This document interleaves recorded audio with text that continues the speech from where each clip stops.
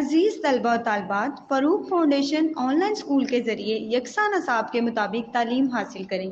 اگر ہماری ویڈیوز پسند آئیں تو چینل کو سبسکرائب کریں اور دوستوں کے ساتھ شیئر کریں اور بیل آئیکن کو لازمی دبائیں تاکہ آئندہ آنے والی تعلیمی ویڈیوز آپ حاصل کر سکیں۔ بچوں، آن لائن اسکول سے آپ مکمل تعلیم حاصل کر کے بورڈ کا امتحان برائے جماعت نحو و دہم بہتر طور پر پاس کر سکتے ہیں۔ آپ اپنی عمر اور تعلیم کے مطابق مزید تعلیم حاصل کریں۔ والدین سے فون یا کمپیوٹر پر ہماری ویڈیوز کے ذریعے تعلیم حاصل کرنے کی درخواست کریں۔ روزانہ 1 سے 2 گھنٹے آن لائن پڑھائی کریں، اور جب آپ اسکول جائیں گے تو آپ کو مزید کسی مدد کی ضرورت نہیں ہوگی۔ اس طرح پڑھائی کر کے اپنا وقت اور والدین اخراجات میں بچت کر سکتے ہیں۔ آن لائن اسکول کی کوئی فیس نہیں ہے۔ زوم پر بھی کلاسز کا فائدہ اٹھا سکیں گے۔ ہر کلاس اور مضمون کی مکمل تعلیمی ویڈیوز موجود ہیں۔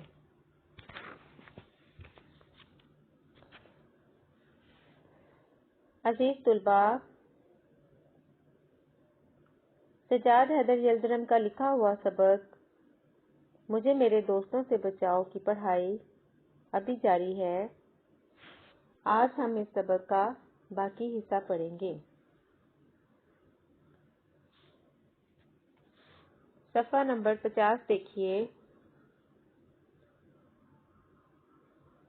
ہم اس سبق میں پڑھ رہے تھے کہ مصنف اپنے بے تکلف دوستوں سے ناراض ہے، جو بظاہر تو خلوص برتتے ہیں مگر در حقیقت ان کی وجہ سے مصنف کا نقصان ہوتا ہے۔ ایک دن مصنف نے چاندنی چوک پر ایک فقیر کو صدا کرتے سنا، جو یہ کہہ رہا تھا کہ میں غریب الوطن ہوں اور میرا کوئی دوست نہیں، میں آفت کا مارا 7 بچوں کا باپ ہوں، میری کچھ مدد کرو۔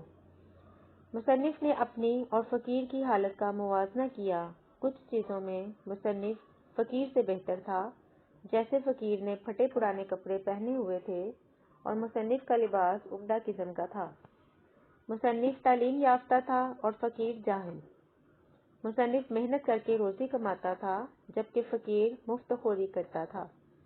یہاں تک تو مصنف فقیر سے بہتر حالت میں تھا، لیکن اس سے آگے فقیر کی حالت مصنف سے کہیں زیادہ اچھی تھی۔ فقیر کی صحت قابل رشک تھی، جبکہ مصنف دن رات فکر مند رہنے کی وجہ سے کمزور اور نحیف تھا۔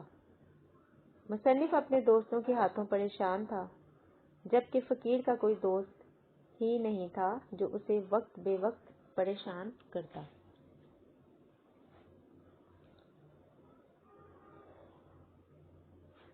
سجاد حیدر یلدرم مزید لکھتے ہیں کہ مثلاً میرے دوست احمد مرزا ہیں، جنہیں میں بھڑ یا دوست کہتا ہوں۔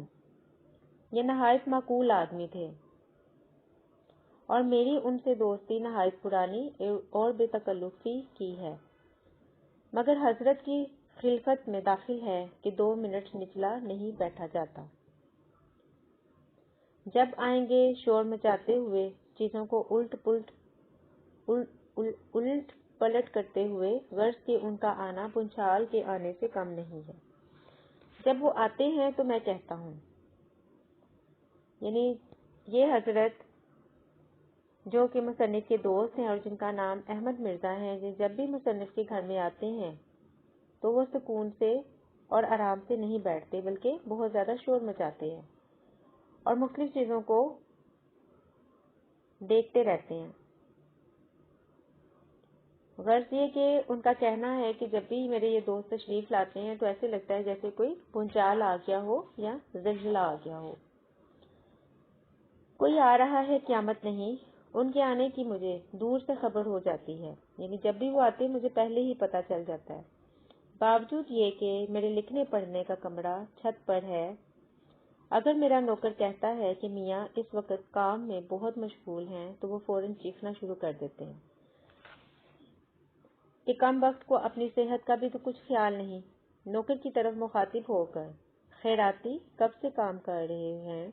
بڑی دیر سے۔ توبہ توبہ، اچھا بس 1 منٹ ان کے پاس بیٹھوں گا، مجھے خود جانا ہے، چھت پر ہوں گے نا، میں پہلے ہی سمجھتا تھا۔ یعنی جو بھی مصنف کے دوست ان کو ملنے آتا ہے تو وہ ہر صورت میں مل کر ہی جاتا تھا، جس کی وجہ سے مصنف جو تھا وہ بڑا پریشان تھا، کیونکہ ان کے لکھنے اور پڑھنے کے جو معمولات تھے ان میں بھی کافی ڈسٹربنس پیدا ہو رہی تھی، ان میں بھی کافی مشکل پیش آ رہی تھی۔ یہ کہتے ہوئے وہ اوپر آتے ہیں اور دروازہ اس زور سے کھولتے ہیں کہ گویا کوئی گولا آ کے لگا۔ گولا یعنی بم۔ آج تک انہوں نے دروازہ کھٹکھٹایا نہیں اور آندھی کی طرح داخل ہوتے ہیں۔ یعنی ان کے دوست کی آمد ایسی ہے کہ جیسے کوئی بم یا بارود دروازے کے ساتھ ٹکرا گیا ہو اور کمرے کے اندر بڑی تیزی سے داخل ہو جاتے ہیں۔ آہا، آج تمہیں میں نے پکڑ لیا، مگر دیکھو میری وجہ سے اپنا لکھنا بند مت کرنا، میں حرج کرنے نہیں آیا، یعنی میں تمہارا کوئی نقصان کرنے نہیں آیا، خدا کی پناہ کس قدر لکھ ڈالا ہے، کہو طبیعت تو اچھی ہے، میں تو صرف یہ پوچھنے آیا تھا، واللہ مجھے کس قدر خوشی ہوتی ہے کہ میرے دوستوں میں ایک شخص ایسا ہے جو مضمون نگار کے لقب سے پکارا جا سکتا ہے۔ لو اب جاتا ہوں، میں بیٹھوں گا نہیں، 1 منٹ نہیں ٹھہرنے کا، تمہاری خیریت دریافت کرنی تھی، خدا حافظ۔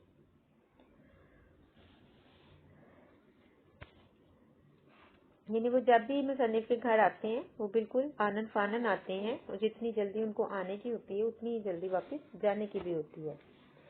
یہ کہہ کے وہ نہایت محبت سے مصافحہ کرتے ہیں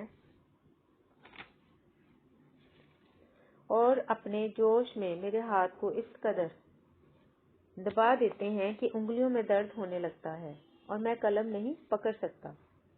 یہ تو علیحدہ رہا، اپنے ساتھ میرے کل خیالات کو بھی لے جاتے۔ خیالات کو جمع کرنے کی کوشش کرتا ہوں، مگر اب وہ کہاں، اور دیکھا جائے تو میرے کمرے میں 1 منٹ سے زیادہ نہیں رہے۔ تاہم وہ اگر گھنٹوں رہتے تو اس سے زیادہ نقصان نہ کرتے۔ کیا میں انہیں چھوڑ سکتا ہوں؟ میں اس سے انکار نہیں کرتا، مگر ان کی دوستی بڑی پرانی ہے اور مجھ سے بھائیوں کی طرح محبت کرتے ہیں۔ تاہم میں انہیں چھوڑ دوں گا اگرچہ کلیجے پر پتھر رکھنا پڑے۔ مصنف کے دوست احمد مرزا جب مصنف سے ملنے کے لیے آتے ہیں تو یوں معلوم ہوتا ہے جیسے ہوا کے گھوڑے پر سوار ہوں۔ آتے ہی بڑی محبت کے ساتھ مصنف سے ہاتھ ملاتے ہیں۔ گرم جوشی دکھانے کے لیے وہ مصنف کے ہاتھ کو اس قدر زور سے دباتے ہیں کہ مصنف کی انگلیوں میں درد ہونے لگتا ہے، یہاں تک کہ مصنف کے لیے قلم پکڑنا بھی دشوار ہو جاتا ہے۔ قلم جو مصنف کا ذریعہ تحریر ہے، دوست و بے تکلفی دکھانے کے لیے شدت جذبات کا اظہار کرتے ہیں، مگر جذبات کا یہ بہاؤ دوسرے کے لیے وبال جان بن جاتا ہے۔ اس کے علاوہ مصنف کے لیے ایک نقصان دہ بات یہ ہوتی ہے کہ لکھنے کے لیے ذہن میں جو خیالات ہوتے ہیں وہ ذہن سے نکل جاتے ہیں۔ بہت کوشش بھی کی جائے مگر وہ خیالات دوبارہ نہیں آ پاتے۔ یہ بھی ایک طرح کا نقصان ہے۔ کہنے کو تو مصنف کے دوست ان کے پاس 1 منٹ سے زیادہ نہیں رکتے، مگر اس 1 منٹ میں بھی وہ سب کام ہو جاتا ہے جو گھنٹوں میں ہونا چاہیے۔ یعنی جو خیالات گھنٹوں میں مصنف کے ذہن میں آتے ہیں وہ 1 منٹ میں غائب ہو جاتے ہیں، اور پھر ان خیالات کو دوبارہ جمع کرنے میں گھنٹوں لگ جاتے ہیں۔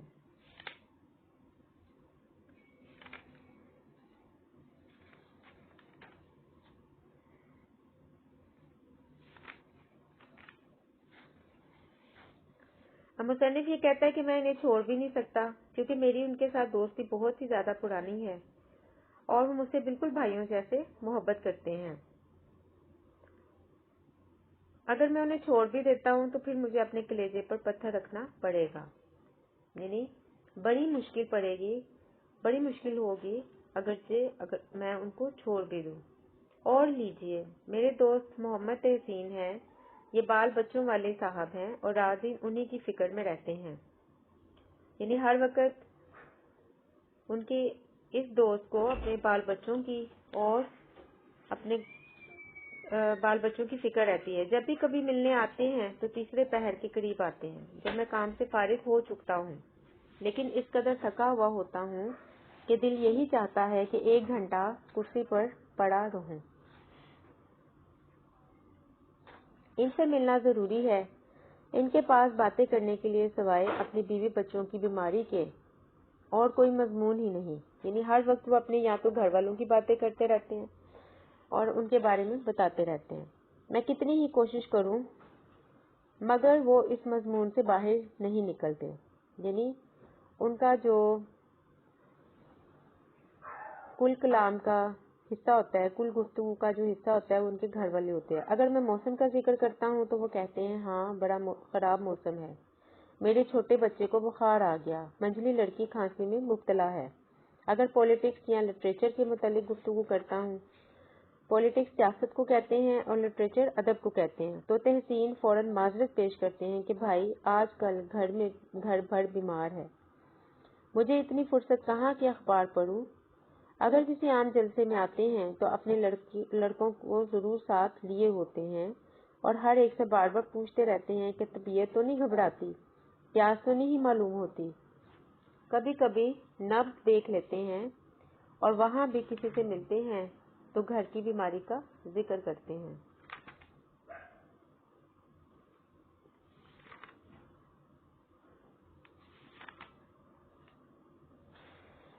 ان کے یہ جو دوست ہے محمد تحسین، وہ جب بھی مصنف سے ملنے آتے ہیں تو ہر وقت اپنے خاندانی معاملات اور خاندانی حالات اور اپنے بال بچوں کا ذکر کرتے رہتے ہیں،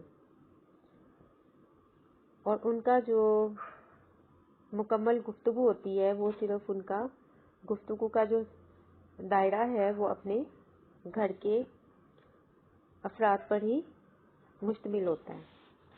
اس طرح میرے مقدمے باز دوست ہیں جنہیں اپنی ریاست کے جھگڑوں سے اور اپنے فریق مخالف کی برائیوں اور جج صاحب کی تعریف یا مذمت کے تعریف اس حالت میں جبکہ انہوں نے مقدمہ جیتا ہو اور کوئی مضمون نہیں، من جملہ اور بہت سی مختلف قسموں کے دوستوں کے میں محمد شاکر صاحب کا ذکر خصوصیت سے کروں گا۔ ان کے ایک ایسے دوست ہیں جو مقدمے باز ہیں اور وہ زیادہ تر ریاست کے جھگڑے اور دوسرے فریقین کی جو برائیاں ہیں یا جج صاحب کی تعریف کرتے ہیں یا مذمت کرتے ہیں، اور کوئی مضمون ان کی گفتگو کا نہیں ہوتا۔ میں محمد شاکر خاص صاحب کا ذکر خصوصیت سے کروں گا کیونکہ وہ مجھ پر خاص عنایت فرماتے ہیں۔ شاکر خان صاحب موضع سلیم پورہ کے رئیس اور ضلع بھر میں نہایت معزز آدمی تھے۔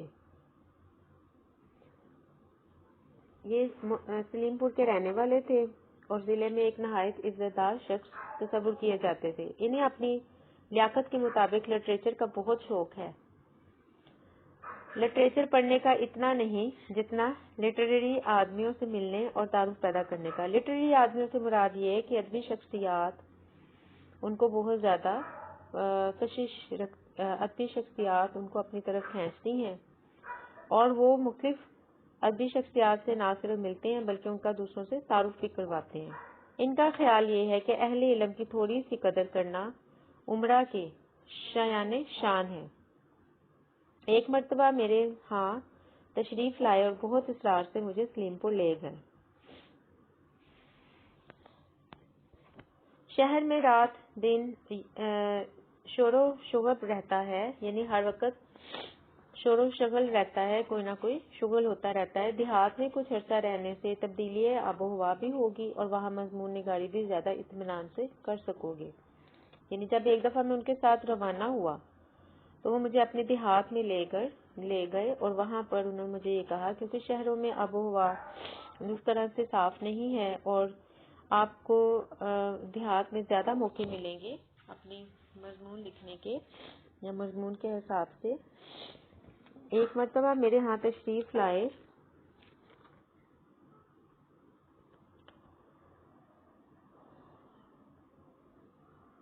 میں نے ایک کمرہ خاص تمہارے واسطے راستہ کیا ہے جس میں پڑھنے لکھنے کا سب سامان مہیا ہے، تھوڑے دن رہ کے چلے آنا، دیکھو میری خوشی کرو، یعنی میری خوشی کی خاطر تم میرے ساتھ ہو لو چل دو، تاکہ کچھ عرصے تم وہاں پر بڑے سکون اور اطمینان کے ساتھ اپنا تحریری کام کر سکو، کوئی مضمون وغیرہ لکھنا ہے تو وہ لکھ سکو۔ میں ایسے محبت امیز اصرار پر انکار کیسے کر سکتا تھا؟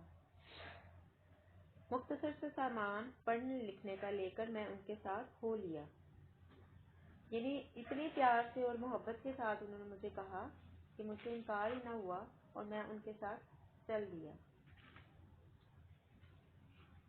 ایڈیٹر معارف سے وعدہ کر چکا ہے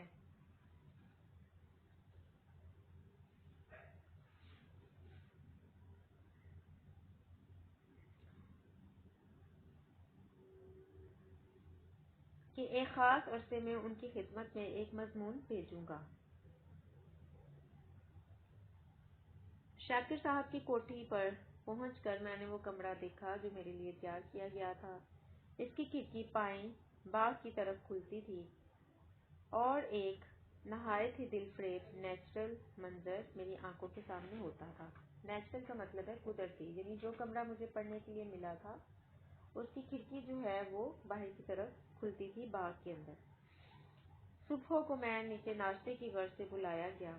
جب دوسرا پیالہ چائے کا پی چکا تو اپنے کمرے کو جانے ہی اٹھا تھا کہ چاروں طرف سے اصرار ہونے لگا کہ ہیں کہیں ایسا غضب نہ کرنا کہ آج ہی سے کام شروع کر دو، اپنے دماغ کو کچھ تو آرام دو، اور آج کا دن تو خاص کر اس قابل ہے کہ سینری کا لطف اٹھانے میں گزارا جائے، یعنی جو منظر تمہارے کمرے سے کھلتا ہے باغ کی طرف اس سے انجوائے کرو، اس سے لطف اٹھاؤ، اور آج کے دن ہی نہ کہیں کام کرنے بیٹھ جانا۔ یہ ان کے دوست ان سے مصنف سے مخاطب ہے۔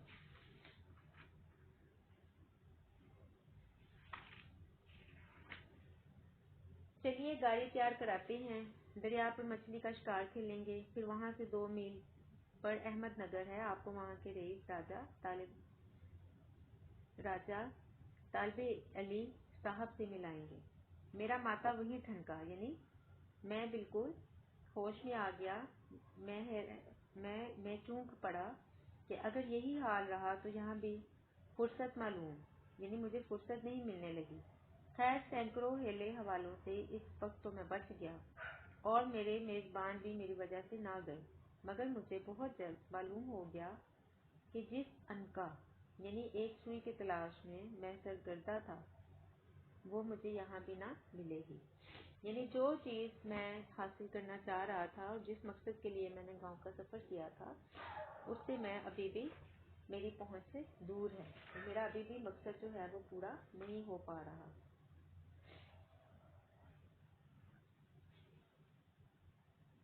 میں جلدی سے اٹھ کر اپنے کمرے میں گیا اور اس وقت ذرا غور سے اس میز کے سامان کو دیکھا جو میرے لکھنے پڑھنے کے لیے تیار کی گئی تھی۔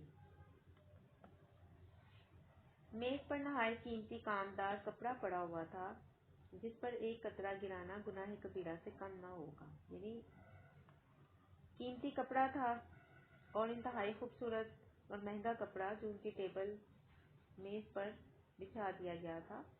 چاندی کی دوات مگر سیاہی دیکھتا ہوں تو سوکھی ہوئی، چاندی کی دوات تو تھی مگر اس میں سیاہی نہ تھی۔ انگریزی قلم نہایت قیمتی اور نایاب، انگریزی طرز کا ایک قلم ان کے لیے میسر تھا، مگر اکثر میں نب ندارت، یعنی ایسے اس قلم کے اندر نب نہیں تھی۔ جاذب کاغذ ایک مخملی جلد کی کتاب میں، مگر لکھنے کے کاغذ کا پتہ نہیں، یعنی کیسا کاغذ، خوبصورت کاغذ جو ہے وہ ایک مخملی جلد کی کتاب میں، یعنی ایسی کتاب جس کی جلد کے اوپر ایک مخملی ویلوٹ کا کپڑا چڑھا ہوا تھا، مگر لکھنے کے کاغذ کا پتہ نہیں، کوئی ایسا کاغذ موجود ہی نہیں تھا جس کے اوپر میں لکھ پاتا۔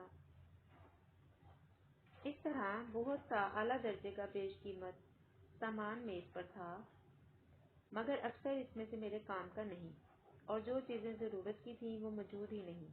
آخر کار میں نے وہی اپنا پرانا استعمالی مگر مفید بکس اور اپنی معمولی دوات اور قلم جس نے اب تک نہایت ایمانداری سے میری مدد کی تھی اور میرے اڑاں خیالات کو تیزی کے ساتھ کف سے کاغذ میں باندھ دیا تھا، یعنی میرا وہی پرانا سامان تھا جس سے میں لکھتا تھا، اور وہی دوات اور قلم میں چونکہ اپنے ساتھ لایا تھا، وہ بکس اپنے ساتھ لایا تھا جس میں میری چیزیں موجود تھیں، اور ہمیشہ اس کاغذ اور قلم نے میرا ساتھ دیا تھا، اور میں نے اپنے خیالات کو ہمیشہ ان دونوں کی مدد سے کاغذ پر اتارا تھا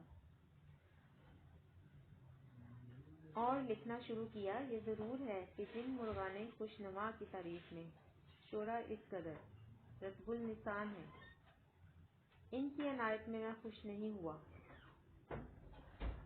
سب کے سب میرے کمرے کے نیچے درخت پر جمع ہو گئے، یعنی وہ تمام پرندے جو اپنی خوبصورت سی آواز میں گا سکتے ہیں اور جن کے بارے میں شاعری کے اندر بے شمار شاعروں نے مختلف باتیں کہی ہیں، وہ سب کے سب میرے کمرے کے ارد گرد درخت پر جمع ہونے ہو گئے اور شور مچانا شروع کر دیا۔ تاہم میں نے کوشش کر کے ان کی طرف سے کان بند کر لیے اور کام میں ہمتن مشغول ہو گیا۔ تن تن تن تنانا چھن تن تن تن تن تن، میں ایسا مصروف تھا کہ دنیا مافیا کی خبر نہ تھی۔ یعنی جب میں نے لکھنا شروع کیا تو مجھے ارد گرد کا ہوش ہی نہ رہا۔ جب کسی تن تن نے چھنکا دیا، یہ کیا ہے؟ اوفو! اب میں سمجھا میرے کمرے کے قریب شاکر خان صاحب کے چھوٹے بھائی کا کمرہ ہے۔ انہیں موسیقی میں بہت دخل ہے۔ اس وقت ستار سے شوق فرما رہے تھے، یعنی وہ ستار بجا رہے تھے اور بہت ہی خوب بجا رہے تھے۔ کوئی 8 گھنٹہ انہوں نے موسیقی کی مشق فرما کر مجھے میری خواہش کے خلاف محظوظ فرمایا۔ یعنی وہ موسیقی مسلسل ستار کو بجاتے رہے اور میں اپنی خواہش جو ہے وہ پوری نہ کر سکا، اور میری خواہش تھی کہ میں اپنے خیالات جو ہے وہ کاغذ پر بکھیرتا اور لکھنے کی طرف میرا ذہن بنا ہوا تھا، لیکن جیسے ہی انہوں نے موسیقی کو بجانا شروع کیا تو میرا جو خواہش تھی وہ وہیں پہ ختم ہو گئی اور میں ان کے ستار سے محظوظ ہونے لگا۔ پھر کسی وجہ سے وہ اپنے کمرے سے چلے گئے اور خاموشی طاری ہو گئی اور مجھے پھر اپنے کام کا خیال آ گیا۔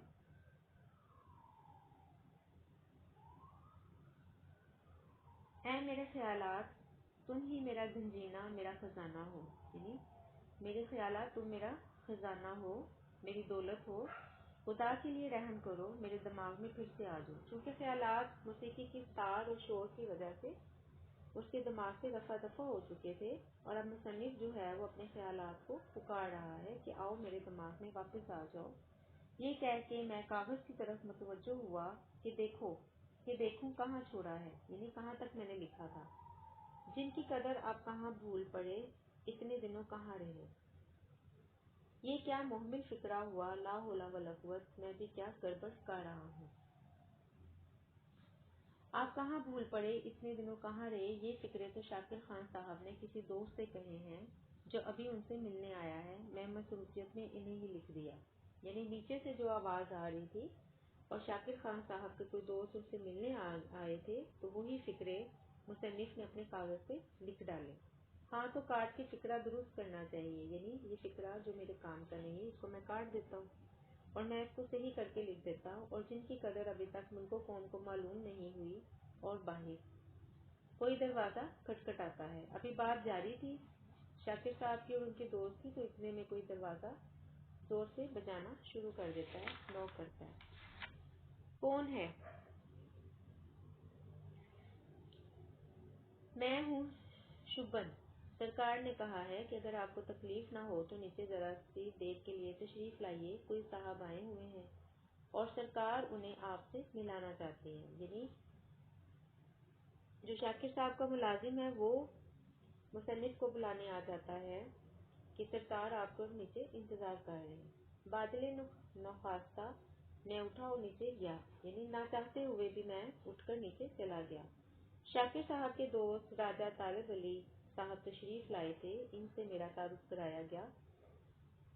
تھوڑی دیر کے بعد وہ تشریف لے گئے اور مجھے پھر فرصت ملی۔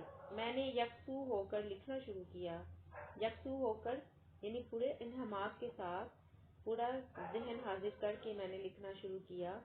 تھوڑی ہی دیر ہوئی تھی کہ شبن نے پھر دروازہ کھٹکایا، یعنی شبن نے دوبارہ سے نوک کرنا شروع کر دیا، دروازہ کھٹکانا شروع کر دیا۔ معلوم ہوا کہ میری پھر یاد ہوئی یعنی دوبارہ سے شاکر صاحب نے مجھے یاد فرمایا ہمارے میزبان کے کوئی اور دوست آئے ہوئے ہیں، یعنی میزبان کے ہاں کوئی اور ملنے آ گیا اور میں انہیں دکھایا جاؤں گا، یعنی میں ان کے سامنے لایا جاؤں گا۔ گویا میں بھی مثل اس عربی گھوڑے کے تھا جیسے میزبان نے حال ہی میں خریدا ہو، یعنی جیسے کوئی نیا گھوڑا خریدا جاتا ہے اور اپنے دوستوں کے سامنے رکھ دیا جاتا ہے، تو مصنف کہتے ہیں کہ میری بھی مثال ایسی ہی تھی، اور جو ہر دوست کو استبل سے منگا کے دکھایا جاتا ہے۔ ان دوست سے نجات پا کر اور بھاگ کر میں اپنے کمرے میں آیا، خیالات غائب ہو گئے، فکرہ نو پھر بنانا پڑا، یعنی نئے سرے سے مجھے فکرہ تخلیق کرنا پڑا، طبیعت اچاٹ ہوگی۔ اب چونکہ کام میں میرا دل نہیں لگ رہا تھا، بے ہزار دقت پھر بیٹھا اور لکھنا شروع کیا۔ اب بڑی پریشانی ہوئی مجھے جب میں نے نیا فکرہ بڑی مشکل کے ساتھ دوبارہ سے تخلیق کیا۔ اب کی مرتبہ خوش قسمتی سے کوئی آدھ گھنٹہ ایسا ملا جس میں کوئی آیا گیا نہیں۔ اب میرا قلم تیزی سے چل رہا تھا اور میں لکھ رہا تھا۔ مصنف اپنے کمرے میں بیٹھا اپنے خیالات کو جمع کر رہا تھا کہ کسی نے دروازے پر دستک دی۔ مصنف نے پوچھا، بھائی کون ہے؟ باہر سے آواز آئی، سرکار میں شبن ہوں، تھوڑی دیر کے لیے نیچے آ جائیں، کوئی صاحب آئے ہیں اور ہمارے صاحب چاہتے ہیں کہ آپ ان سے ملاقات کر لیں۔ نہ چاہتے ہوئے بھی وہ اپنا کام ادھورا چھوڑ کر نیچے گیا۔ نیچے شاکر صاحب کے دوست راجہ طالب علی آئے ہوئے تھے اور مصنف کی ان سے خاصی جان پہچان کروائی تھی۔ وہ مصنف کچھ دیر وہاں پہ بیٹھتا ہے، ان سے باتیں کرتا ہے۔ تھوڑی دیر کے بعد جب راجہ طالب علی واپس چلے گئے اور مصنف کہتا ہے اور مجھے فرصت مل گئی، وہ اپنے کمرے میں واپس آ جاتا ہے اور پوری توجہ کے ساتھ لکھنا شروع کر دیتا ہے۔ تھوڑی دیر کے بعد کیا ہوتا ہے کہ شبن دروازے پر دستک دیتا ہے اور اس کی زبانی پتہ چلتا ہے کہ میزبان نے دوبارہ بلایا ہے اور ان کے کوئی دوسرے دوست جو ہیں وہ تشریف لے آئے ہیں، اور پھر میں ان کے سامنے میری ملاقات ان سے کروائی جائے گی۔ گویا میری مثال ایسے عربی گھوڑے کی ہوگی جیسے میزبان نے بھی خریدا ہو اور جو ہر دوست کو استبل سے منگوا کر دکھایا جاتا ہو۔ کسی نہ کسی طرح شاکر صاحب کی اس دوست سے بھی رہائی پائی اور اپنے کمرے میں مصنف واپس آ جاتا ہے، مگر اب جو وہ لکھنا چاہتا ہے وہ لکھ نہیں پا رہا کیونکہ اس کے خیالات ذہن سے نکل چکے ہیں۔ نئے سرے سے اس کو فکرہ بنانا پڑتا ہے، اور اس محنت اور مشقت میں وہ کہتا ہے کہ میرا دل ہی اکتا گیا۔ بڑی دشواری کے بعد دوبارہ لکھنے کا کام شروع کیا، اور اس بار سے مصنف کہتا ہے کہ میری خوش قسمتی یہ تھی کہ مجھے کام کرنے کے لیے آدھا گھنٹہ مل گیا۔ یہ آدھا گھنٹہ ایسا تھا جس کے دوران میں کوئی مجھ سے ملنے نہیں آیا، چاروں طرف سکون اور خاموشی تھی۔ یہی وجہ ہے کہ اب کی بات مصنف کا قلم جو تھا وہ بڑی تیزی سے لکھ رہا تھا۔ ہم کو کامل یقین ہے کہ ہمارے ملک کے قابل نوجوان جنہیں تفتیش اور تحقیقات کا شوق ہے، جو کولمبس کی طرح نئی معلومات اور نئی دنیا کو وہ علمی دنیا ہی کیوں نہ ہو سے دریافت کرنے کے لیے اپنے تئیں۔ یہ وہ فکرہ تھا جو مصنف نے بڑے جوش کے ساتھ اپنے ذہن میں تخلیق کیا تھا۔ دروازے پر پھر دستک۔ کیا ہے؟ اچھا۔ دریافت کرنے کے لیے اپنے تئیں خطرے میں ڈالنے سے خوف نہیں کھاتے، ضرور اس طرف متوجہ ہوں گے اور اپنی کاوشوں اور کوششوں سے موجود ہیں۔ دروازہ پھر کھٹکھٹایا گیا۔ اب کی بار مصنف کہتا ہے، ہاں حضور سرکار آپ کا انتظار کر رہے ہیں۔ کھانا ٹھنڈا ہوا جاتا ہے۔ اوفو، مجھے خیال نہیں رہا سرکار سے عرض کرنا میرا انتظار نہ کریں، میں پھر کھا لوں گا، اس وقت مجھے کچھ ایسی بھوک نہیں ہے۔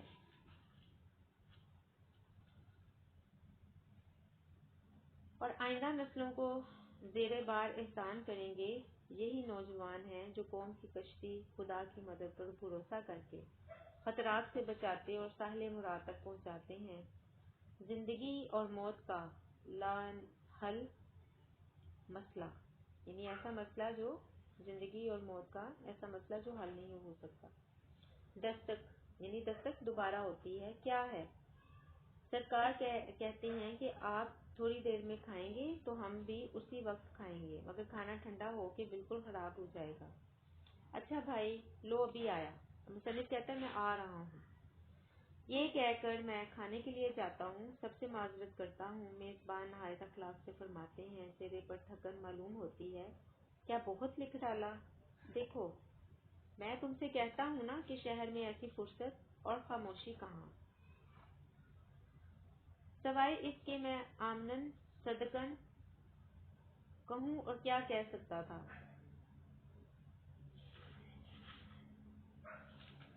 اب کھانے پر اصرار ہوتا ہے، جس چیز سے مجھے رغبت نہیں وہی کھلائی جاتی ہے،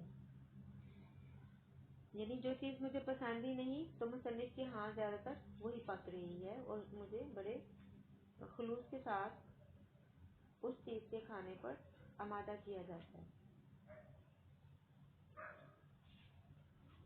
آمنن صدقن کا مطلب ہے بالکل صحیح فرمایا، یعنی میں اپنے دوست کو یہ کہتا ہوں کہ آپ نے بالکل صحیح فرمایا، کیونکہ میرے پاس اور کوئی الفاظ نہیں ہے کہ میں ان سے اور کیا کہہ سکتا ہوں۔ بات کھانے کے میزبان فرماتے ہیں، سپہر کو تمہیں گاڑی میں چلنا ہوگا، میں تمہیں اس واسطے یہاں نہیں لایا کہ سخت دماغی کام کر کے اپنی صحت خراب کر لو۔